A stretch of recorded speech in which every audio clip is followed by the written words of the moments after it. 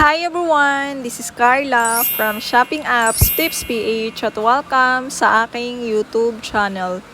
Our topic for today is how to create TikTok seller account. If you are interested, keep on watching. Punta po muna tayo sa ating App Store or Play Store and then i-search po natin ang TikTok Seller Center. Ayan, since meron na po ako, i-click na po natin ang open. And allow. So, meron pong dalawang option para makapag-create ng TikTok seller account. So, una, sign up with TikTok. If meron kang TikTok account, pwede mo pong gamitin yon para makapag-create ng seller center account. And pangalawa, sign up with phone and email. So, i-click po natin ang pangalawa. Ang sign up with phone and email. And then, i-enter po natin ang ating phone number. And, i-click po natin ang send code. And, confirm. Select two objects that are the same shape. So, i-click lang po natin ang dalawang object na parehas ng shape. And, confirm.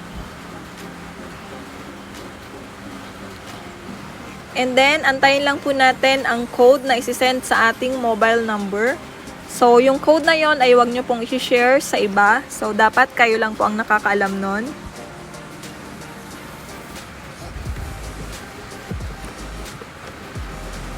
Your shop preference, business type, meron pong individual. You're selling under your name, not as a registered business. Sole proprietorship, you own an incorporated business by yourself. Corporation, the legal entity of your business is independent from its owners. And partnership, you and one or more people run a business together. So, ang pipiliin po natin dyan ay ang individual. Shop name. So, kailangan ang inyong shop name ay unique. Walang kaparehas. So, for example ay beauty products. Since beauty products po yung mga ibibenta ko sa aking TikTok Seller Center, kaya ito po yung naisip kong shop name.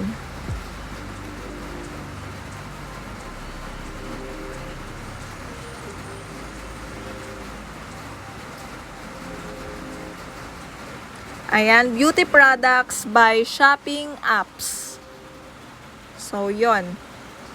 Select product category you sell. So, i-click po natin itong select a product category. Ayan, meron pong home supplies, kitchenware, textiles and soft furnishings, household appliances, women's wear and underwear, Muslim fashion, shoes, beauty and personal care, phones and electronics, and marami pa pong iba.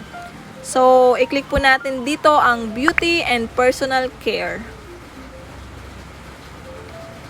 Who's the primary shop owner? So, i-click po natin itong choose ID. So, ito po yung pwede nating isubmit na ID. So, pipili lang po tayo dito ng isa. Meron pong UMID ID, SSS, TIN ID, Voters ID, PhilPost ID, Driver's License, PhilHealth ID, PhilSys National ID, PRC ID, and Passport. So, ang pipiliin po natin dito ay ang TIN ID. Ayan. And, i-click na po natin ang Submit. So, ito po yung sample ng picture. Kailangan ganito rin po yung pagkakapicture nyo ng inyong ID. So, i-click na po natin itong plus. And select photos. So, ito yung TIN ID ko. Yan.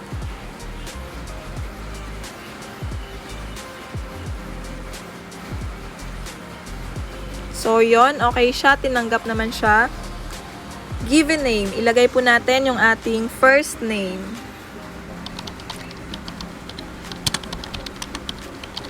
Family name.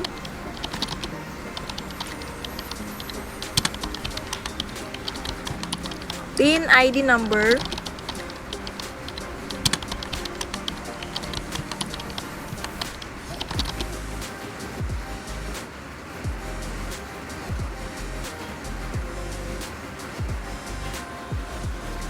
Date of birth.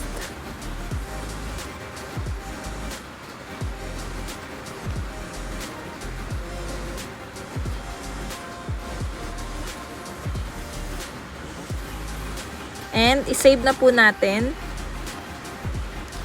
Residential address. So, itong residential address or complete address, kailangan same po ang inyong residential address sa inyong certificate of registration.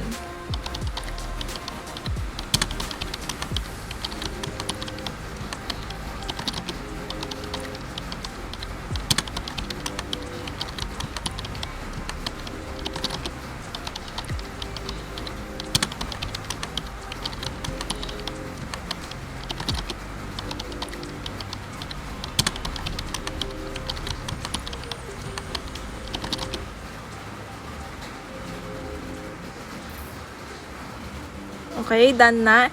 I-select naman po natin ang ating area. So, piliin po natin ang NCR, City of Manila,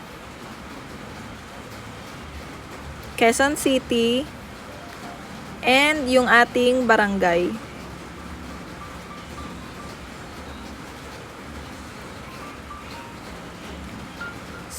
Certificate of Registration or COR, Bureau of Internal Revenue, BIR Form 2303. So, dapat bago po kayo mag-create ng inyong TikTok Seller Center or TikTok Seller account, dapat meron na po kayong Certificate of Registration.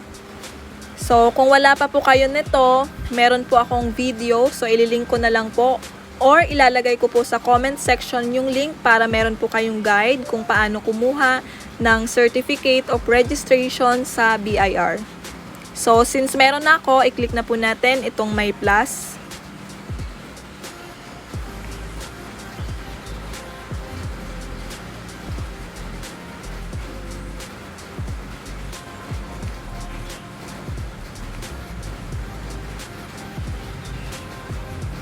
And then, i-click po natin ang next.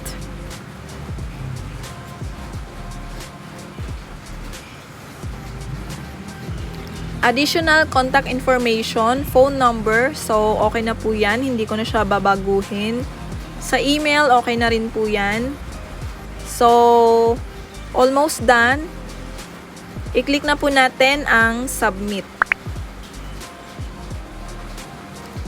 Enter the given name. Sorry. Mali po pala yung ginawa ko kanina. Dito ay dapat ito.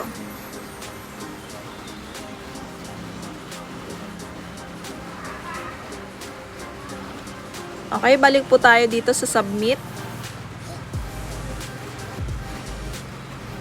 Incorrect identification number. The length of your ID number seems wrong. Please check again and remove all spaces or special characters. Continue if you are sure the number is correct. So, i-click na po natin itong continue kasi sure naman po ako na tama yung TIN ID ko na nilagay doon. So, re-reviewin lang po natin if tama yung details na nilagay natin. Ayan. I-click na po natin ang confirm. So, that's it. Nakapag-create na po tayo ng ating TikTok seller account. So, for now, yung ating account ay nakapending pa. So, kailangan pa po natin mag-antay ng approval ni TikTok. So, ang nakalagay po kasi sa akin ay pending, register your business. Your submission is in review. So, i-update na lang po tayo ni TikTok kung okay yung ating application para sa ating TikTok Seller Center. So, that's it. I hope meron po kayong natutunan kung paano mag-create ng TikTok Seller account. Thank you for watching. Bye for now!